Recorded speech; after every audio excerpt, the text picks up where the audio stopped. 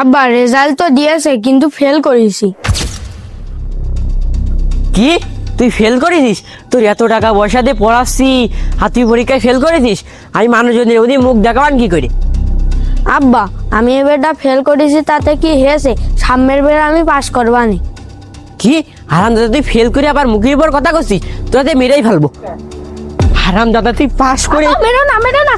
তুই তোর এত কষ্ট টাকা পয়সা দিয়ে আমি পড়াচ্ছি আর তুই পরীক্ষায় ফেল করেছিস। আমি দিন আনি দিন খাই, তোর এত কষ্ট করে পড়ালেখা করেছি। আরে কাকা দাঁড়ান দাঁড়ান দাঁড়ান দাঁড়ান, এইভাবে আপনার ছেলেকে আর মেরেন না, এইভাবে মারছেন কেন? কি হয়েছে?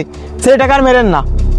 ভেসে তুমি সরো, ওরা আমি মেরে ফেলাবো। আমি দিন আনি দিন খাই, এত কষ্ট করে পরিশ্রমের টাকা দিয়ে ওর পিছনে খরচ করছি, আর যেও পরীক্ষায় ফেল করেছে ওরা মার বোনাতে মাথা দিলে না থাকবো নাকি? আমি মানুষজনের মধ্যে মুখ দেখাতে পারছি না।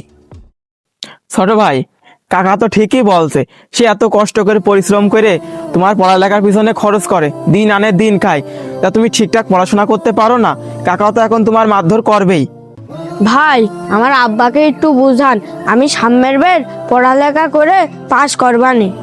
তোরা আমি পড়ালেখা করাবো না, আমি তোরা গ্যারেজে দেবো, সেখান তুই দেখবি টাকা ইনকাম করা কত কষ্ট। কাকা মানুষ মাত্রই তো ভুল, ছোট ভাই এবার পরীক্ষায় ফেল করেছে তাতে কি হয়েছে? সে এবার ভালো করে পড়াশোনা করে সামনের বার পরীক্ষায় পাশ করবেন, তা আপনি রাগের মাথায় এমন সিদ্ধান্ত নিয়েন না, ছেলেটার জীবন এভাবে নষ্ট করেন না। ভাই এরপর থেকে আমি ভালো করে পড়াশোনা করবানি। এত ভালো করে পড়াশোনা করিস তা পরীক্ষায় ফেল করেছিস কে?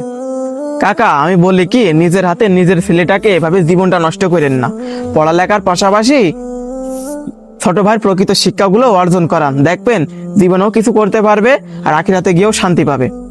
ভেস্তে তাহলে তোমার কথা থাকলো। এই শোন, তোর পড়ালেখার পাশাপাশি আল্লাহর প্রকৃত শিক্ষাগুলো অর্জন করাবো। বন্ধুরা, আমি কি ছোট ভাইটার জন্য কাজটা ঠিক করেছি? অবশ্যই কমেন্ট করে জানাবেন, আর এই চ্যানেলটি অবশ্যই সাবস্ক্রাইব করবেন।